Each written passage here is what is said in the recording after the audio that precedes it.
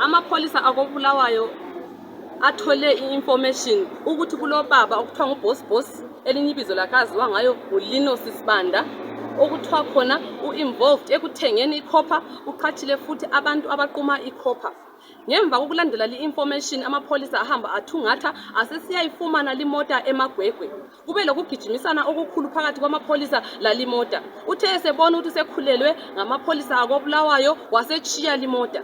Basebeyibamba imota leyi bayisearcha. Bafumana ke ukuthi ikhopha igcwalisiwe ku-engine compartment, ku-glove compartment, emzimbeni kanye wemota lapho kuhlala khona i-spare wheel la ngaphansi kwemota ku-chassis. Bafumana ikhopha igqitshiwe khona lapho inengi kakhulu. Siyabonga Zulu kaNdaba, siyabonga Bulawayo omuhle ngokuletha information engaka emphakathini entweni ezihlupha uBulawayo. Siyabonga kakhulu. Siyacebisa futhi uZulu ukuthi akaripote wonke umuntu ohamba ekhuluma esikume ngithengisa ikhopha kumbe obonakala ethole anything to do with copper, ngoba ikhopha asiyonto nje ongahamba uyithengisa, udinga i-license ukuthi uyithengise.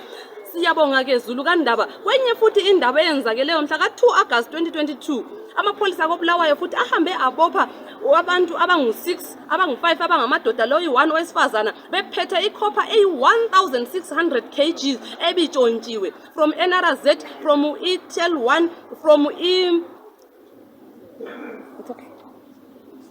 from izesa. Ikhopha amakhopha khopha zonke analawo ahambile afunyanwa.